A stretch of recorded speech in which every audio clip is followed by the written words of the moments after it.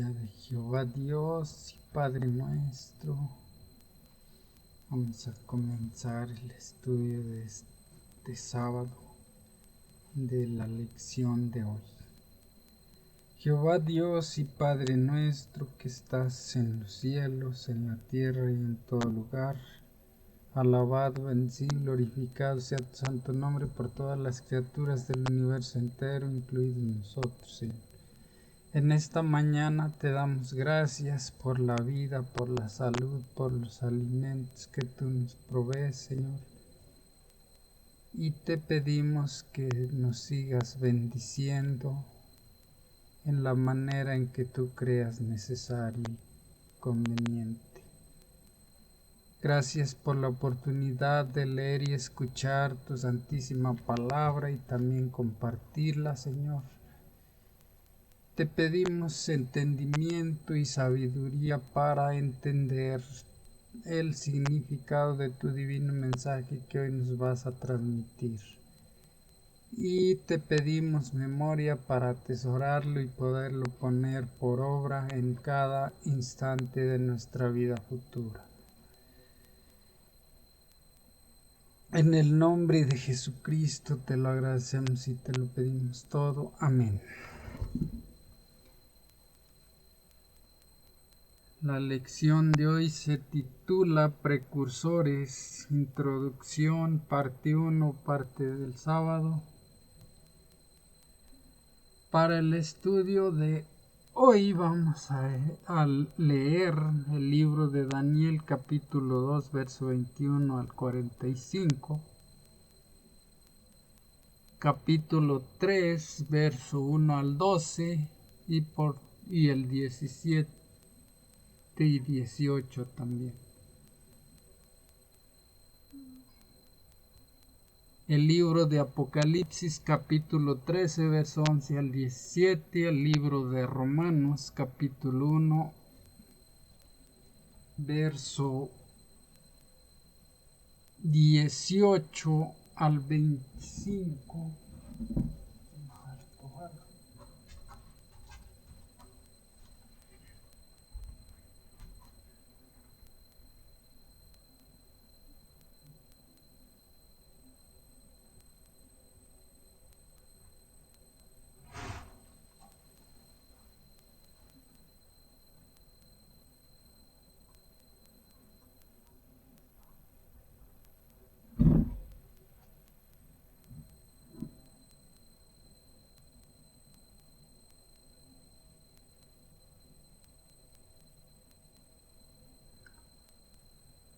El libro de Hechos capítulo 12, verso 1 al 17.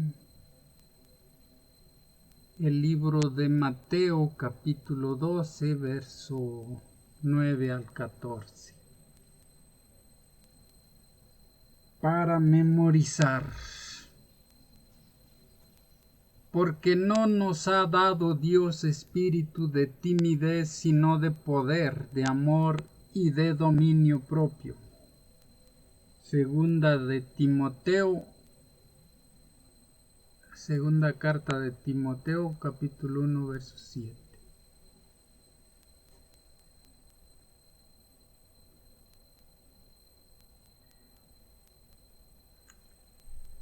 Esta semana estudiamos otras dos historias bíblicas que prefiguran los acontecimientos de los últimos días con gran detalle.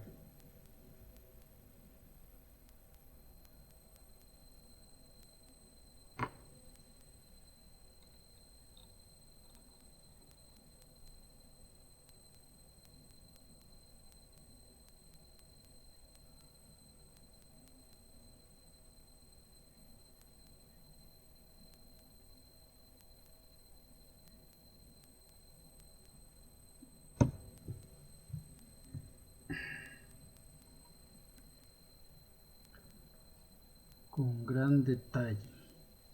En primer lugar, examinaremos el relato de Sadrach, Mesach y Abednego, que contiene alusiones evidentes al capítulo 13 de Apocalipsis. Veremos luego la historia de los apóstoles y la experiencia de los primeros cristianos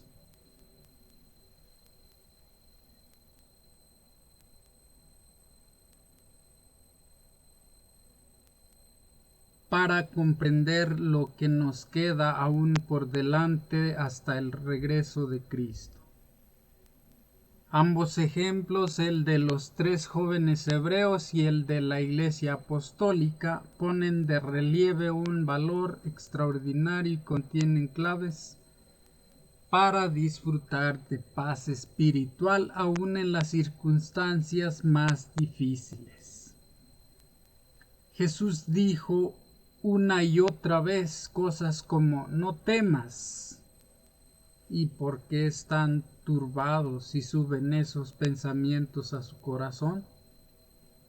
Es importante recordar que el centro de la profecía es Cristo y que debemos, por ello, ser capaces de escuchar ese mismo mensaje del Señor en las escenas proféticas de los momentos finales de la tierra.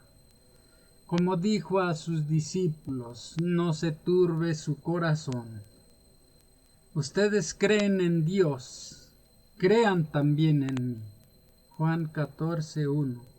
En otras palabras, aunque los eventos de los últimos días serán difíciles para quienes decidan permanecer fieles a Dios, crean también.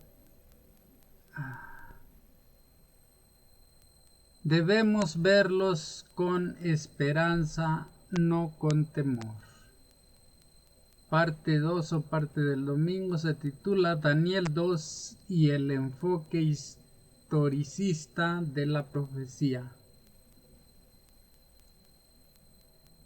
La profecía que aparece en Daniel 2 es una de las más poderosas de toda la escritura. Casi 6 siglos antes de Cristo, el profeta expone la historia del mundo desde la época de Babilonia y a través de Medo-Persia, Grecia y Roma hasta la fragmentación de esta en lo que son hoy las naciones europeas.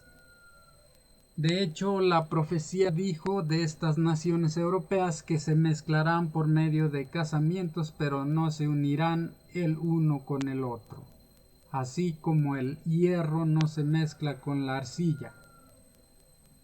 Esta predicción se ha cumplido asombrosamente, es decir, a pesar de todo tipo de alianzas matrimoniales entre estas naciones, siguen divididas. Por ejemplo, la monarquía británica se llama Casa de Windsor, un nombre inglés. Sin embargo, esa designación es relativamente reciente, ya que data de 1917. Antes de eso, la familia se llamaba Casa de Sajonia, Coburgo y Gotha, un nombre claramente alemán, pues muchos miembros de la realeza británica, al mezclarse por medio de casamientos, eran parientes consanguíneos de los alemanes. Sin embargo, esos lazos de sangre no bastaron para mantenerlos alejados de la guerra, ya que durante la Primera Guerra Mundial y en un intento de desvincularse de sus odiados enemigos, cambiaron su nombre por el de Casa de Windsor.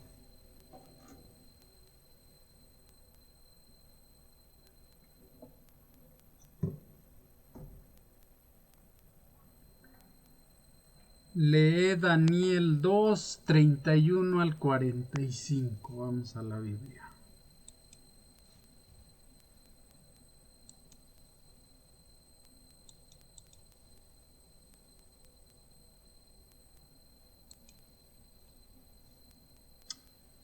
Daniel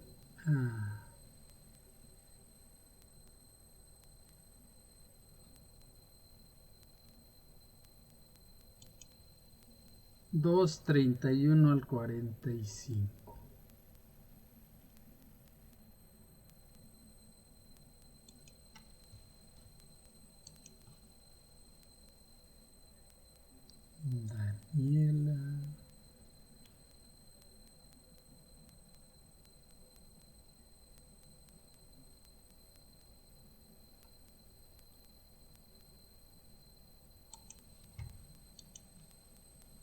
31 al 45 dice: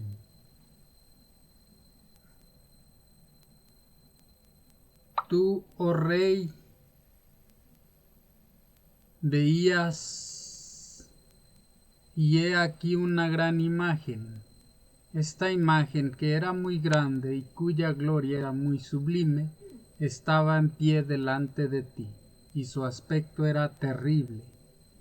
La cabeza de esa imagen era de oro fino, su pecho y sus brazos de plata, su vientre y sus muslos de bronce, sus piernas de hierro, sus pies en parte de hierro y en parte de barro cocido.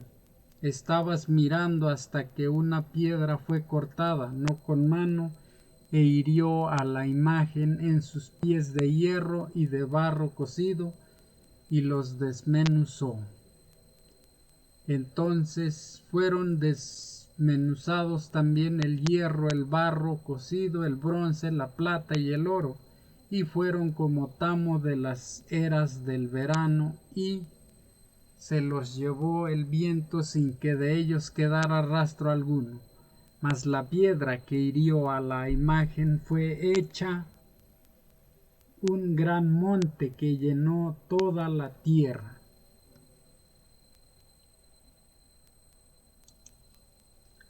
¿Cuál fue el sueño de Nabucodonosor y cómo lo interpretó Daniel? Pues dice que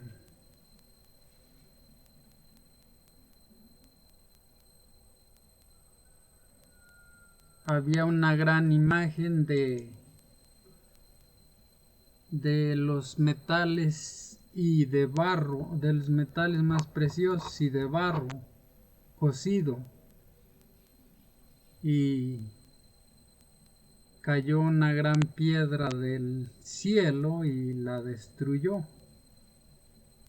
y la imagen se hizo como tamo, como ceniza que se llevó el viento, y la piedra que la destruyó se hizo una gran montaña que cubrió toda la tierra, dice.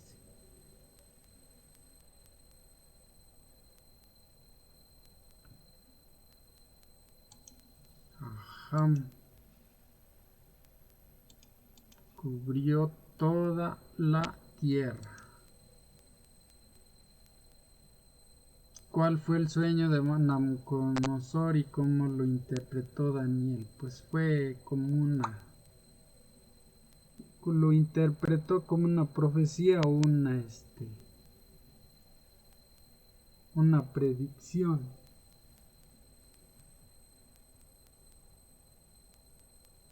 Dice, todas las profecías apocalípticas de Daniel siguen la base establecida en Daniel 2. Es decir, la secuencia de un imperio mundial tras otro hasta que Dios establece su reino eterno. De Daniel 2:44 y 7:13 y 14. En otras palabras, esas profecías anunciaban una serie de ininterrumpida de imperios desde la antigüedad hasta el fin de la historia, incluyendo nuestros días. Este enfoque o interpretación historicista de las profecías surge de los textos mismos y es crucial para comprender los acontecimientos de los últimos días, particularmente los descritos en Apocalipsis.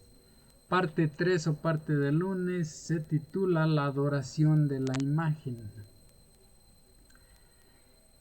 La atención que Nabucodonosor prestó a Daniel y a su Dios en un principio, cuando estaba aún impresionado por lo que se le reveló, especialmente los versículos 46 y 48, no duró mucho. Vamos otra vez a la Biblia y vamos a leer Daniel 3, 1 al 12. Daniel 3, 1 al 12.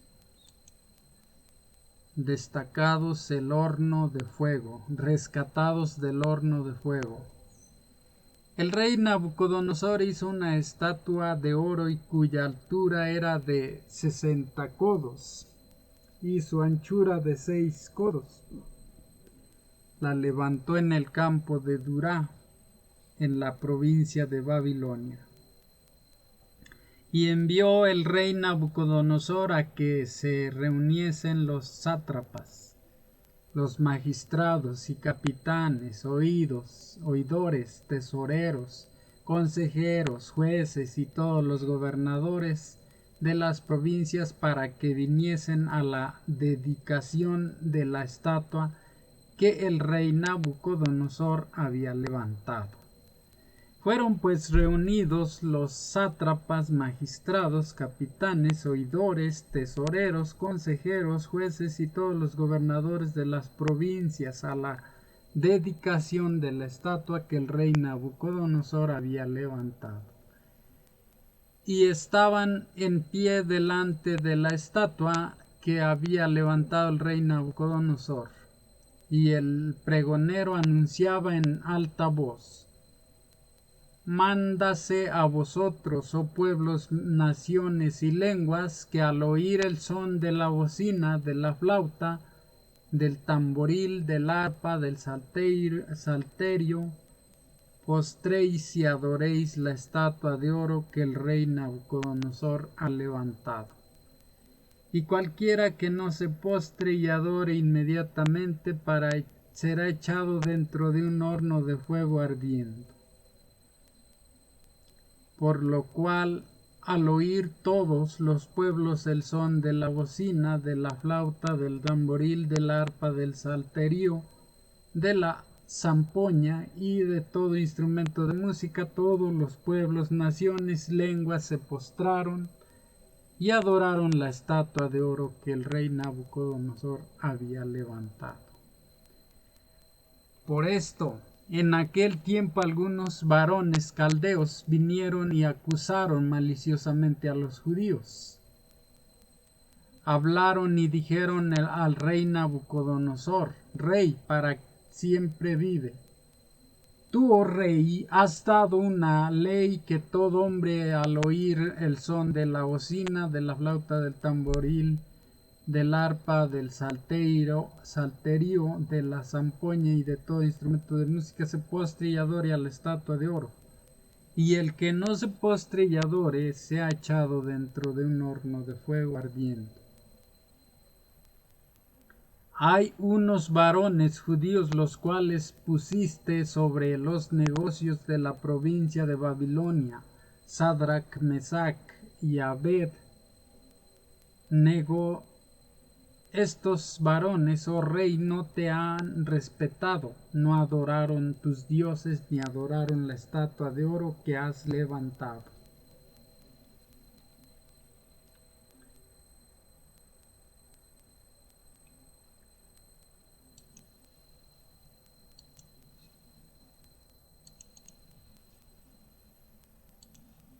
¿Qué implica el hecho de que la estatua fuera solo de oro y que el rey exigiera que se le adorara? Pues un pecado mortal. El rey subrayó su desafío al mensaje de Dios construyendo una estatua que estaba hecha solo de oro. ¿Cuál era el mensaje? Que Babilonia nunca caería y que Nabucodonosor siempre sería rey. Quien quiera que se atreviera a desafiar esa idea sería ejecutado.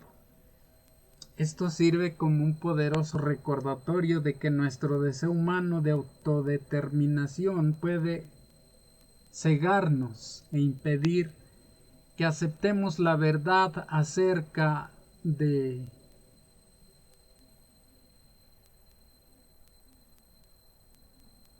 cómo se desarrollará el gran conflicto. En algunos aspectos, Nabucodonosor muestra características similares a las de Lucifer, ya que era ambicioso, engreído y tan orgulloso que se atrevió a rebelarse abiertamente contra la autoridad de Dios. En otros aspectos, por supuesto, hay marcas hay marcadas diferencias. Nabucodonosor aceptó finalmente al Dios verdadero y es probable que lo encontremos en el reino que tanto desafió.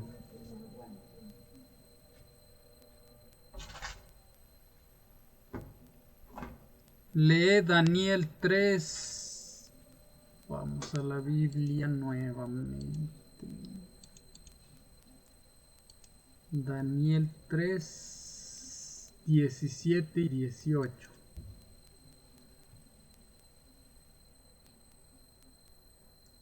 Daniel 3, 17 y 18. Vamos al 17 y al 18. Dice: He aquí nuestro Dios, a quien servimos, puede librarnos del horno de fuego ardiendo, y de tu mano, oh Rey, nos librará. Y si no sepas, oh Rey, que no serviremos a tus dioses, ni tampoco adoraremos la estatua que has levantado.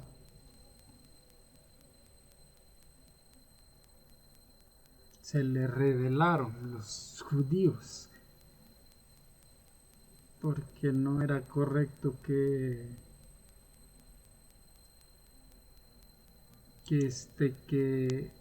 veneraran o adoraran a esa estatua.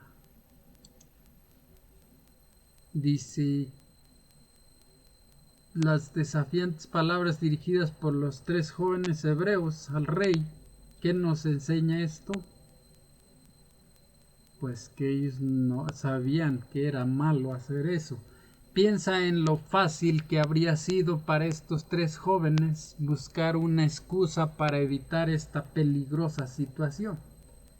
¿No sería acaso una muestra de fanatismo dejarse quemar vivos por no ofrecer una simple reverencia? ¿No podrían haber fingido inclinándose para ajustar su calzado mientras oraban a Dios?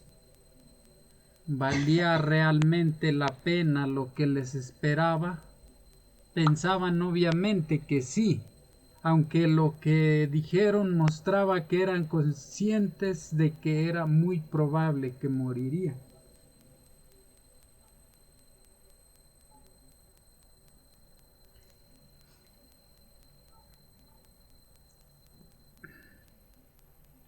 Parte 4, parte del martes, se titula Otra imagen y la orden de adorarla. Hace tiempo que los estudios de la Biblia ven la conexión entre Daniel 3 y lo que Apocalipsis enseña acerca de los eventos finales. Efectivamente, la orden de adorar la imagen o morir, Daniel 3:15, refleja lo que el Apocalipsis enseña acerca de la orden de rendir culto a una imagen, pena de muerte. Se le permitió infundir aliento a la imagen de la primera bestia para que la imagen pudiera hablar y dar muerte a todo el que no adore a la imagen de la bestia. Apocalipsis 13:15. Lee Apocalipsis 13, 11 al 17, 14, 9, 11 y 12, 16, 2, 19, 20 y 24. Vamos otra vez a la Biblia.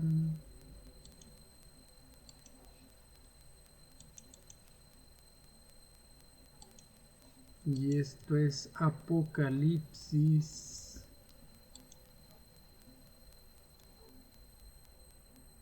13, 11 al 17.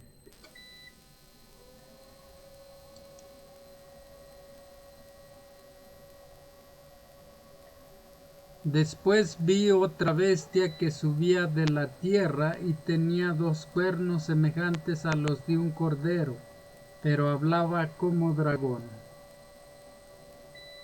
y ejerce toda la autoridad de la primera bestia en presencia de ella y hace que la tierra y los moradores de ella adoren a la primera bestia,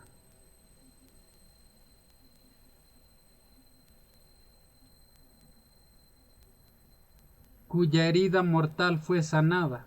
También hace grandes señales, de tal manera que aún hace descender fuego del cielo a la tierra delante de los hombres, y engaña a los moradores de la tierra con las enseñanzas que se le ha permitido hacer en presencia de la bestia, mandando a los moradores de la tierra que le hagan imagen a la bestia que tiene la herida de espada y vivió.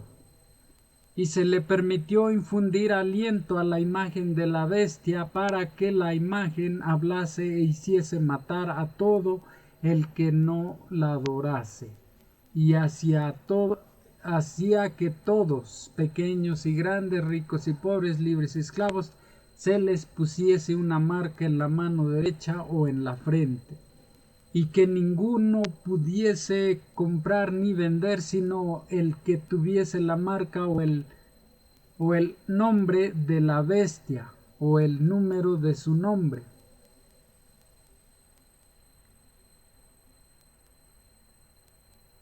Ahora va 14, 9, 11 y 12. 14, 9. Y el tercer ángel los siguió diciendo a gran voz: si alguno adora a la bestia y a su imagen y recibe la marca en su frente o en su mano, él también beberá del vino de la ira de Dios, que ha sido vaciado puro en el cáliz de su ira.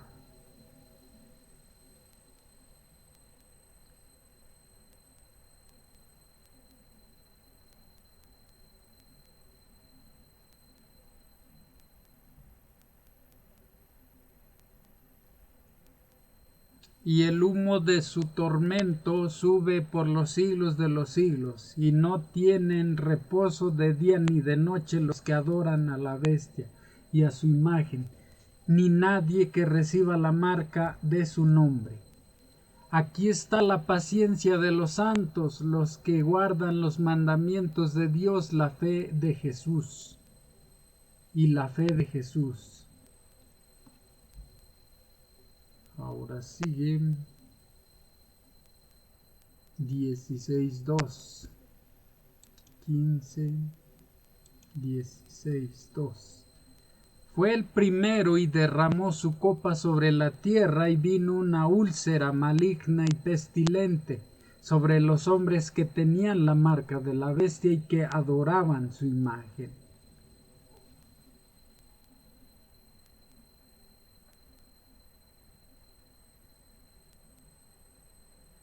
19:20.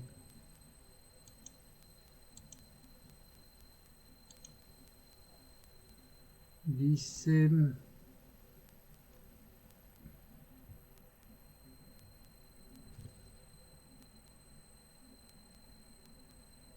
y la bestia fue apresada, y con ella el falso profeta que había hecho delante de ella las señales con las cuales había engañado a los que recibieron la marca de la bestia y habían adorado su imagen. Estos dos fueron lanzados vivos dentro de un lago de fuego que arde con azufre.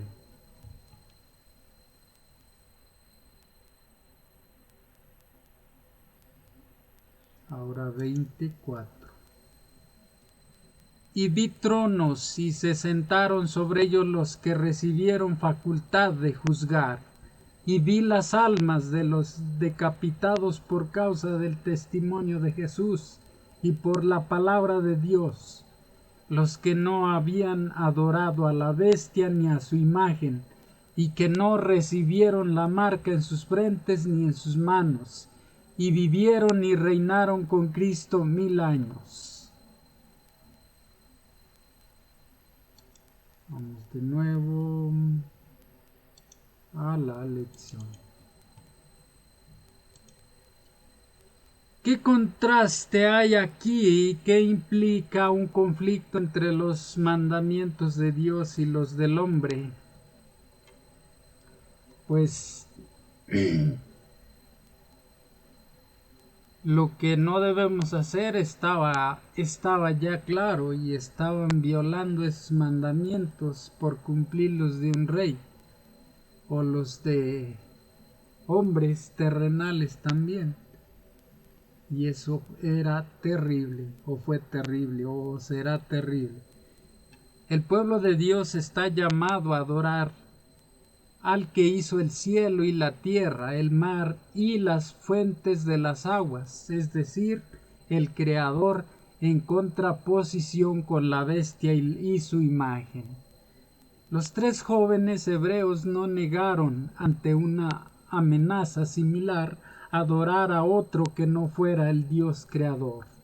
Por lo tanto, por diferentes que sean las circunstancias ante la orden de adorar la imagen en la llanura de Dura, en oposición al Creador, y lo que sucederá en todo el mundo con el llamado a rendir culto a la imagen de la bestia y no al Creador, el principio es el mismo. Lee Romanos 1, 18 al 25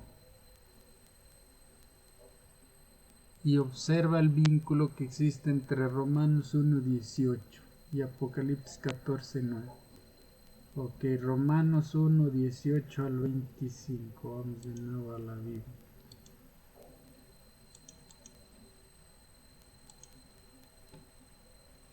Romanos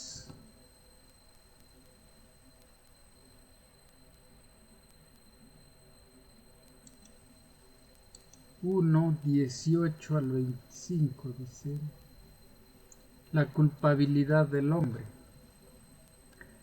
Porque la ira de Dios se revela desde el cielo contra toda impiedad e injusticia de los hombres que detienen con injusticia la verdad. Porque lo que Dios se conoce les es manifiesto, pues Dios se lo manifestó, porque las cosas invisibles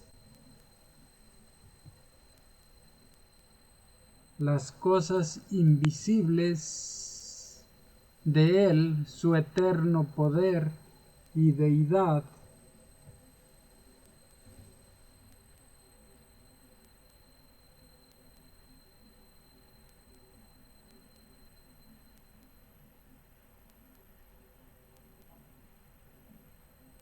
se hacen claramente visibles desde la creación del mundo, siendo entendidas por medio de las cosas hechas, de modo que no tienen excusa.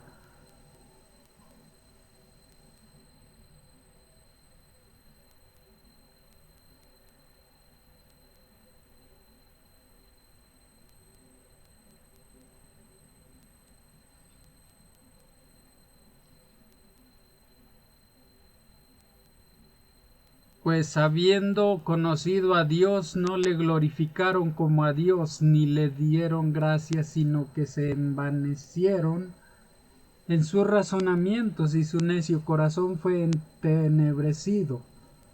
Profesando por sabios, se hicieron necios, y cambiaron la gloria de Dios incorruptible en semejanza de imagen de hombre corruptible, de aves, de cuadrúpedos y de reptiles. Por lo cual también Dios los entregó a la inmundicia en las concupiscencias de sus corazones, de modo que deshonraron entre sí sus propios cuerpos, ya que cambian la verdad de Dios por la mentira, honrando y dando culto a las criaturas antes que al Creador, el cual es bendito por los siglos. Amén.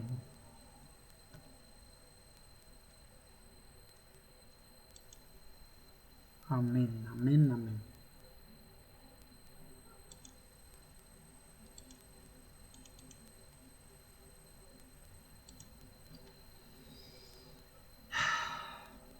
La ira de Dios. En vista de ello, ¿De qué manera la adoración de la imagen de la bestia es solo otra manifestación del mismo principio en el juego, el de quien debe ser objeto de la lealtad de los seres humanos?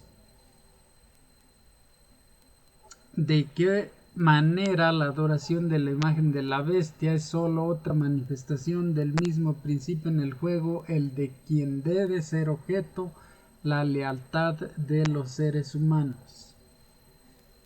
Pues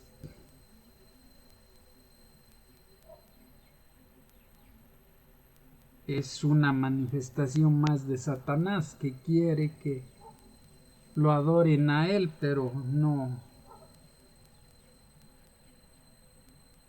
no puede imponer, bueno, no puede vencer en eso. Adorar no significa única o necesariamente inclinarse ante una imagen o ofrecerle incienso. Adoramos aquello a lo que en última instancia somos leales.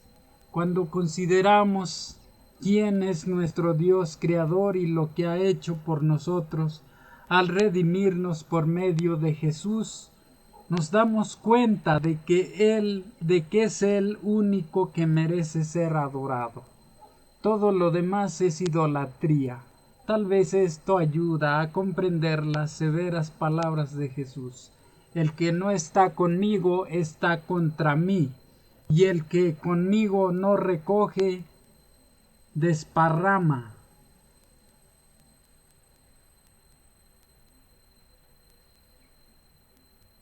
Mateo 12:30. Los acontecimientos finales van a ser simplemente una manifestación dramática de esta verdad.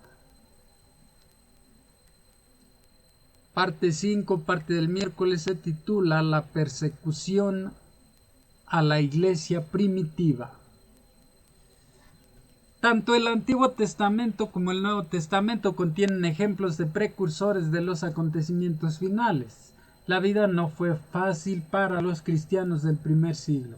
Primero fueron odiados por muchos de sus propios correligionarios, quienes los consideraban una amenaza para la fe de Moisés.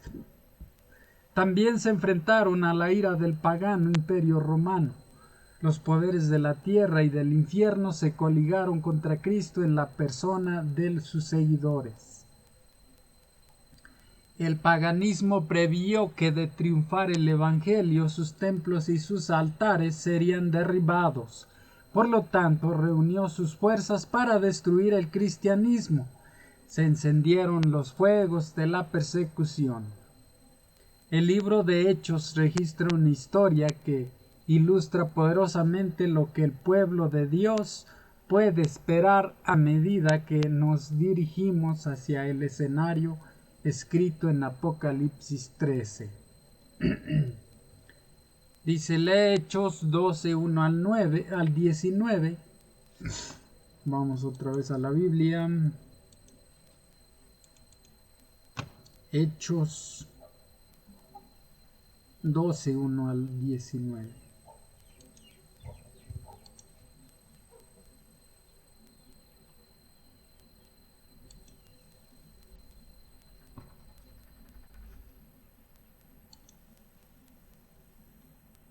Jacobo muerto, Pedro encarcelado. En aquel mismo tiempo el rey Herodes echó mano a algunos de la iglesia para maltratarles y mató a espada a Jacob, hermano de Juan. Y viendo que esto había agradado a los judíos, procedió a prender también a Pedro. Eran entonces los días de los panes sin levadura, y habiéndole tomado preso, le puso en la cárcel, entregándole a 4 grupos de 4 soldados cada uno para que le custodiasen. Y se proponía sacarle al pueblo después de la Pascua. Así que Pedro estaba custodiado en la cárcel, pero la iglesia hacía sin cesar oración a Dios por él. Pedro es liberado de la cárcel. Y cuando Herodes le iba a sacar aquella misma noche, estaba Pedro durmiendo entre dos soldados, sujeto con dos cadenas, y los guardas delante de la puerta custodiaban la cárcel. Y he aquí que se presentó un ángel del Señor, y una luz resplandeció en la cárcel, y tocando a Pedro en el costado le despertó, diciendo: levántate pronto. Y las cadenas se le cayeron de las manos. Le dijo el ángel: cíñete y átate las sandalias. Y lo hizo así.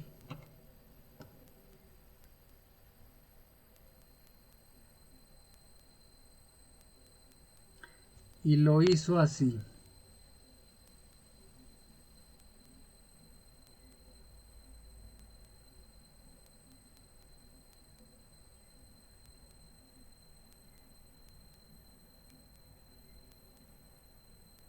Y saliendo, y le dijo: envuélvete en tu manto y sígueme. Y saliendo le seguía, pero no sabía que era verdad lo que hacía el ángel, sino que pensaba que veía una visión. Habiendo pasado la primera y la segunda guardia, llegaron a la puerta de hierro que daba a la ciudad, la cual se les abrió por sí misma. Y salidos pasaron una calle, y luego el ángel se apartó de él. Entonces Pedro, volviendo en sí, dijo: ahora entiendo verdaderamente que el Señor ha enviado su ángel y me ha librado de la mano de Herodes y de todo lo que el pueblo de los judíos esperaba.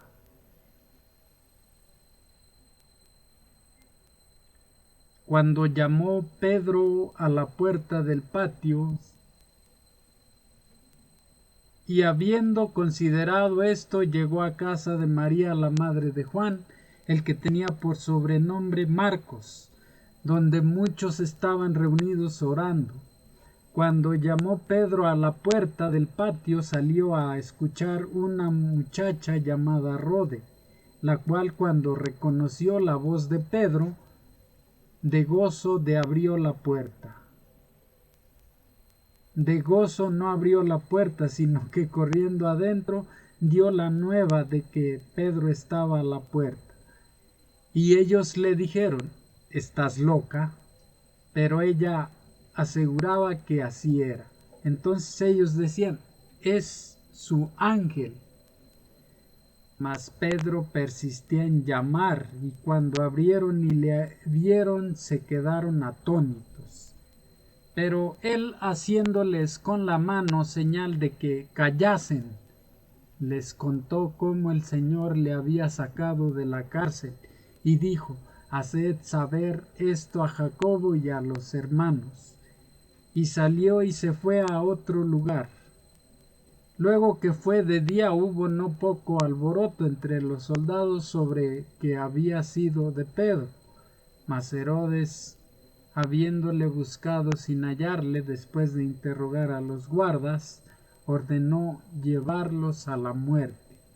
Después descendió de Judea a Cesarea y se quedó allí. A Cesarea y se quedó allí.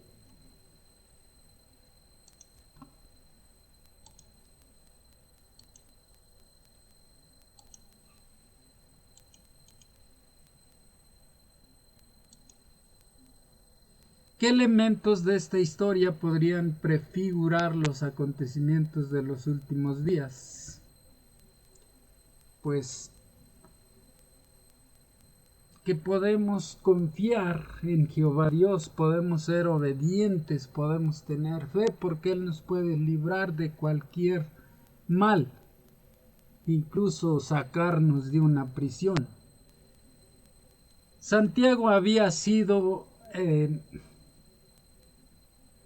decapitado, y Pedro habría de ser el siguiente, pues existía la pena de muerte contra los cristianos. Quizás uno de los aspectos más notables de esta historia sea el hecho de que Pedro dormía tan profundamente durante la que debería haber sido para él la peor noche de su vida, que el ángel tuvo que golpearlo para que despertara. Pedro fue milagrosamente puesto en libertad y se dirigió a una reunión de creyentes que paradójicamente dudaban de que hubiera sido liberado, aunque estaban orando por ello. La Biblia dice que quedaron atónitos, lo que nos llama a reflexionar acerca de cuántas veces oramos sin confiar demasiado en que Dios nos responderá. Algunos creyentes se salvaron durante aquella persecución, mientras que otros fueron asesinados. A medida que nos acercamos al final de los tiempos sucederá lo mismo. Incluso Pedro, aunque fue liberado en esa ocasión, murió finalmente por su fe. Jesús mismo le anunció cómo moriría. Te aseguro, cuando eras más joven, te ceñías e ibas a donde querías. Pero cuando seas anciano, extenderás tus manos y otro te ceñirá y te llevará a donde no quieras. Dijo esto para dar a entender de qué muerte había de glorificar a Dios. Dicho esto, añadido, sígueme. Juan 21, 18 y 19. Parte 6 o parte del jueves se titula La marca de la bestia. Puesto que ciertos acontecimientos finales como el decreto de muerte y la imposición de la marca de la bestia aún no han sucedido a pesar del paso del tiempo, algunos han expresado dudas, incluso escepticismo acerca de nuestra interpretación de los eventos finales, incluyendo el papel central del sábado y del domingo en la etapa final del conflicto. El libro de Apocalipsis es claro: adoramos al Creador o a la bestia y a su imagen, y dado que el séptimo día, el sábado semanal, es desde el Edén mismo la señal de Dios como Creador, no debería sorprender que el sábado ocupe un lugar central en la adoración al Creador. Además, no es coincidencia que el poder representado por la bestia del mar sea el mismo que afirma haber cambiado el mandamiento que ordena observar el sábado como día de adoración al Creador por el domingo, lo cual no es autorizado por la Biblia. Con estos antecedentes en mente, la idea de que el sábado y el domingo intervendrán en la cuestión de la adoración, ya sea al Creador o a la bestia, tiene mucho sentido.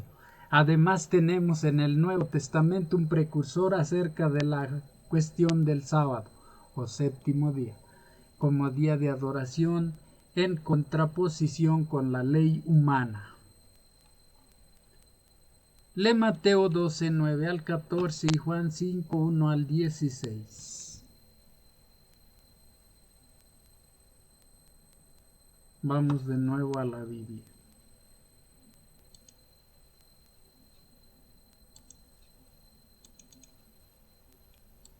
Y es Mateo 12, 9 al 14 primero.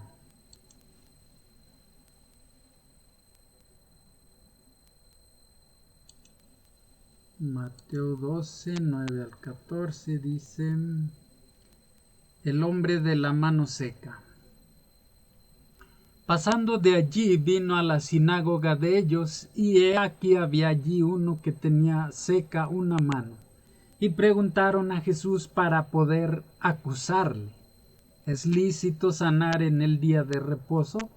Él les dijo: ¿qué hombre habrá de vosotros que tenga una oveja y si ésta cayere en un hoyo en día de reposo no le eche mano y la levante?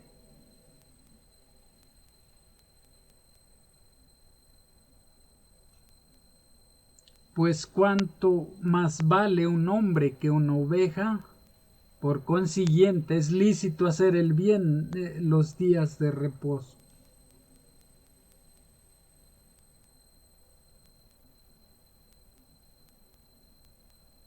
Entonces dijo a aquel hombre: extiende tu mano.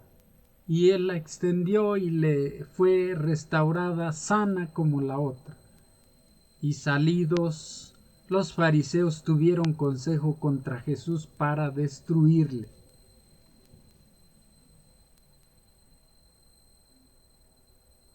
Juan 5, 1 al 16.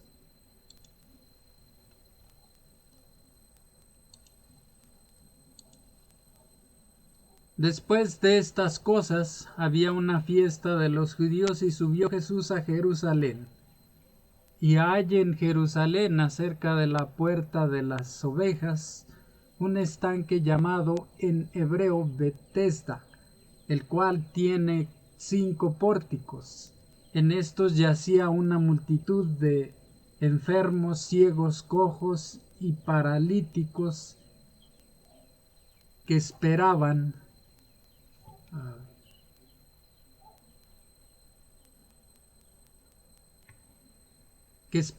el movimiento del agua, porque un ángel descendía de tiempo en tiempo al estanque y agitaba el agua, y el que primero descendía al estanque después del movimiento del agua quedaba sano de cualquier enfermedad que tuviese.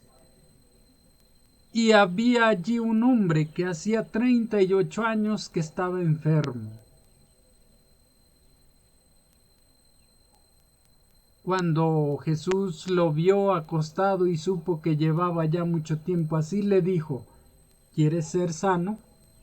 Señor, le respondió el enfermo, no tengo quien me meta en el estanque cuando se agita el agua. Y entre tanto que yo voy, otro desciende antes que yo. Jesús le dijo: levántate, toma tu lecho y anda. Y al instante aquel hombre fue sanado y tomó su lecho y anduvo. Y era día de reposo aquel día.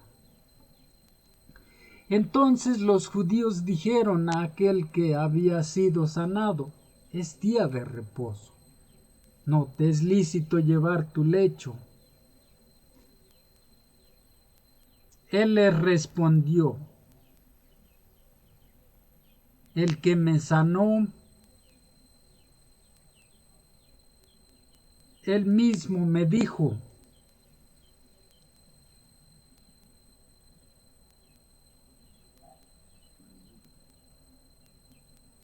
toma tu lecho y anda. Entonces le preguntaron: ¿quién es el que te dijo: toma tu lecho y anda? Y él que había sido sanado no sabía quién fuese, porque Jesús se había apartado de la gente que estaba en aquel lugar. Después le halló Jesús en el templo y le dijo: mira, has sido sanado, no peques más, para que no te venga alguna cosa peor. El hombre se fue y dio aviso a los judíos que Jesús era el que le había sanado. Y por esta causa los judíos perseguían a Jesús y procuraban matarle, porque hacía estas cosas en día de reposo.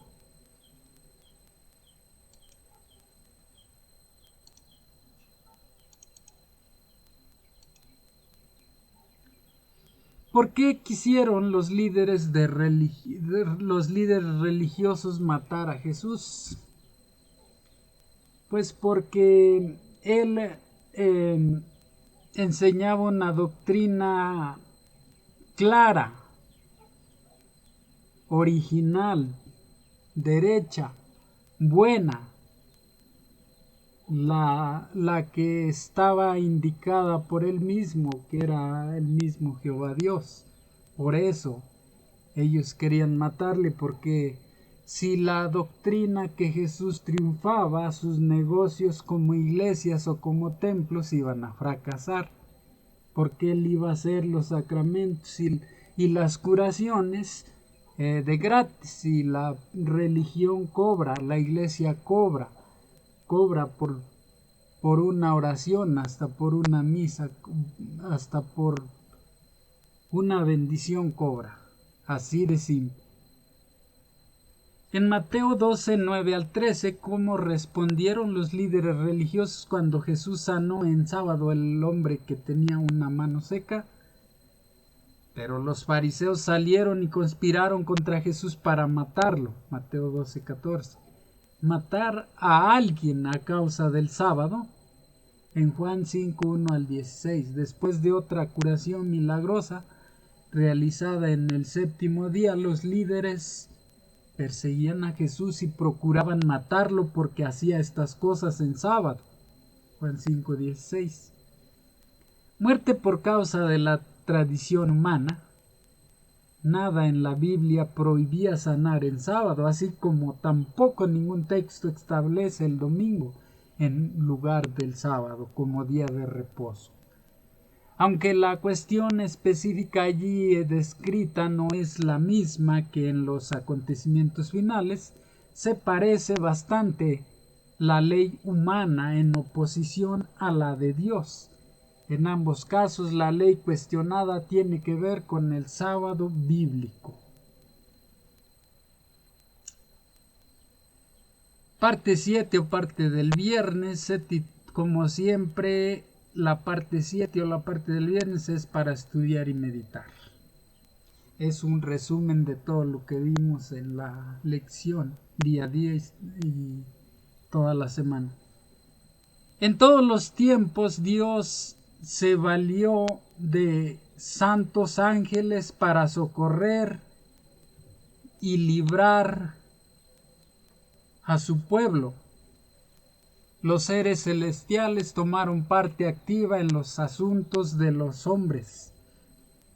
Aparecieron con vestiduras que relucían como el rayo. Vinieron como hombres con atuendo de caminantes. Hubo casos en que aparecieron ángeles en forma humana a los siervos de Dios. Descansaron bajo los robles al mediodía como si hubiesen estado cansados. Aceptaron la hospitalidad en hogares humanos, sirviendo de guías a viajeros extraviados. Con sus propias manos encendieron el fuego del altar, abrieron las puertas de las cárceles y libertaron a los siervos del Señor. Vestidos de la armadura celestial vinieron para quitar la piedra del sepulcro del Salvador. A menudo suele haber ángeles en forma humana en las asambleas de los justos y visitan también las de los impíos, como lo hicieron en Sodoma, para tomar nota de sus actos y para determinar si excedieron los límites de la paciencia de Dios. El Señor se complace en la misericordia, y por causa de los pocos que le sirven verdaderamente, mitiga las calamidades y prolonga el estado de tranquilidad de las multitudes. Los que pecan contra Dios no se dan cuenta de que deben la vida a los pocos fieles, a quienes les gusta ridiculizar y oprimir.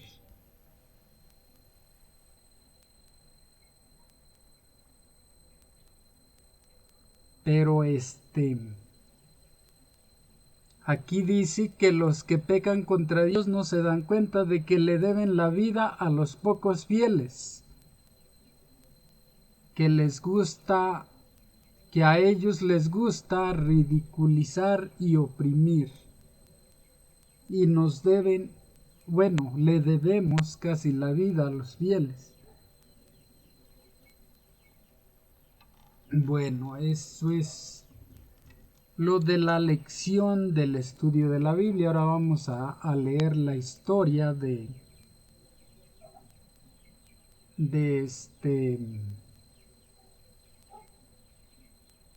la historia del folleto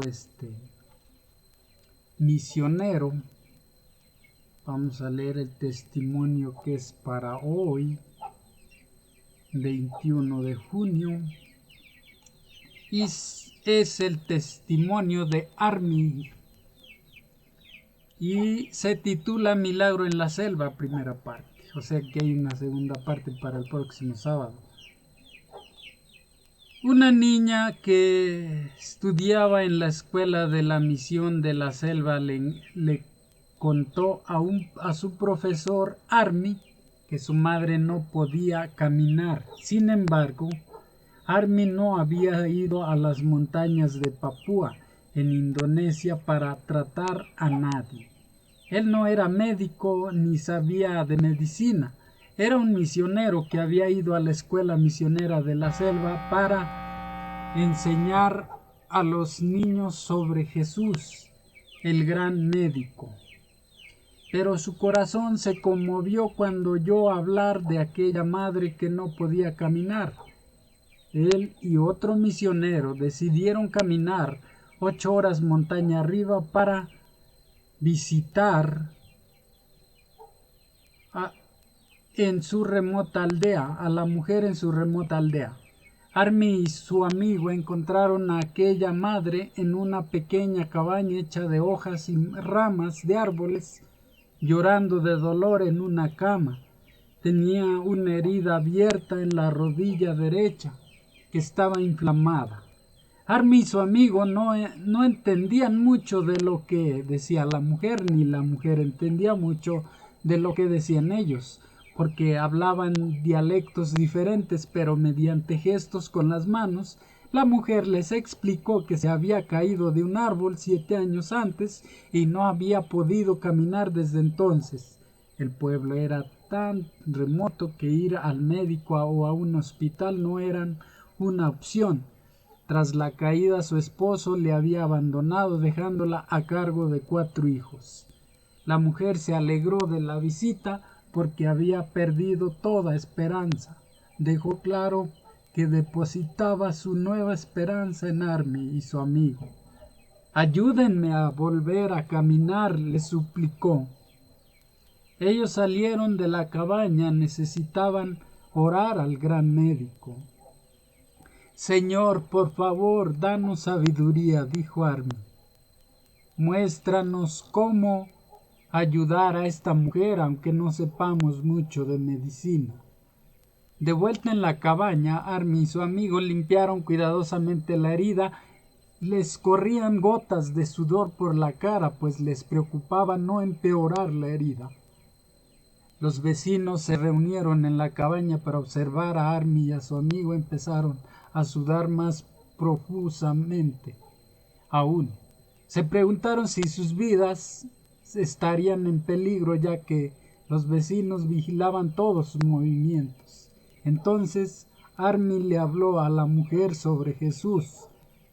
Solo una persona puede curarte, le dijo, haciendo gestos con las manos para ayudarla a entender.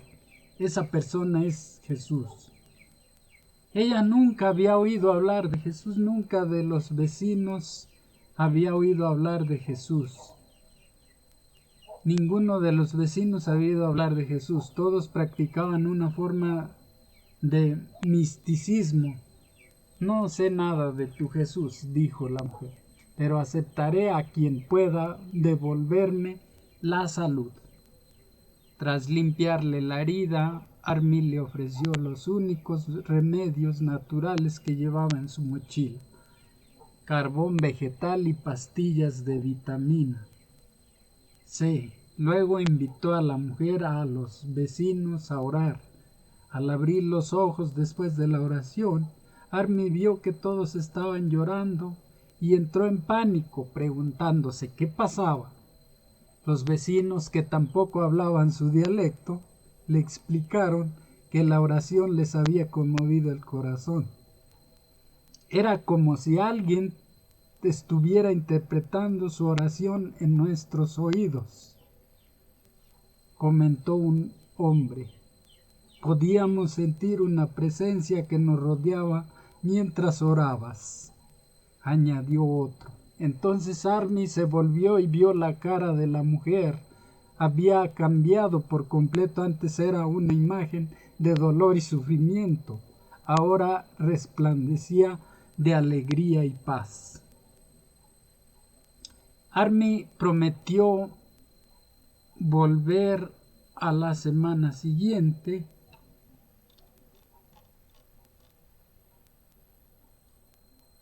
para comprobar sus progresos y con su amigo emprendieron el camino de 8 horas para regresar a casa. Mientras caminaban, oraban. ¿Cómo podría ser una llamada para obtener información médica que ayudara a la mujer? ¿Dónde podrían encontrar señal para el celular? Vivían en las montañas y hacía meses que no había señal.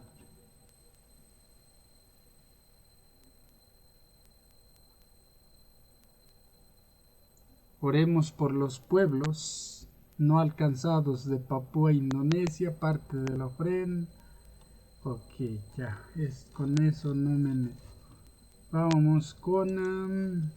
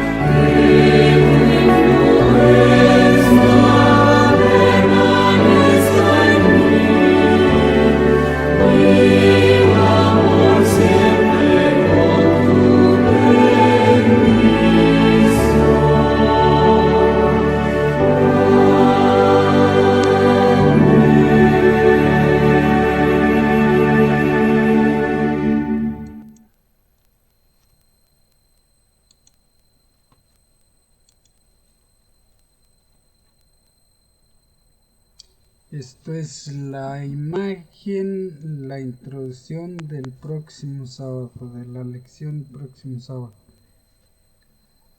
Jehová Dios y Padre nuestro que estás en los cielos, en todo el universo, en la tierra y aquí en todo lugar, alabado, bendecido y glorificado sea tu santo nombre por todas las criaturas del universo entero, incluidos nosotros. En esta mañana, Señor, te damos gracias nuevamente por la vida y por la salud y por todas las bendiciones que derramas sobre nosotros, por los alimentos y por las visitas de las personas que nos visitan. Te pedimos, Señor, que nos sigas bendiciendo en gran manera, Señor, como sea tu santa voluntad y como tú sepas que lo necesitamos, Señor.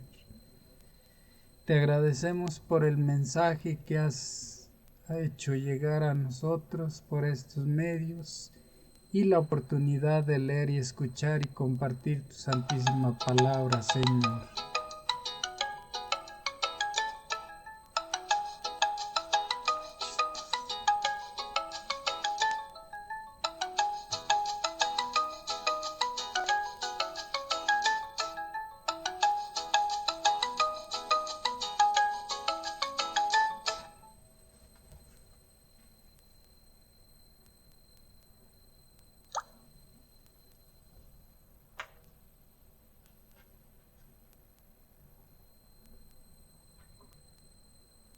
Te pedimos entendimiento para discernir tu santísimo mensaje y te pedimos memoria para atesorarlo y ponerlo por obra en cada uno de nuestros días de vida futuros.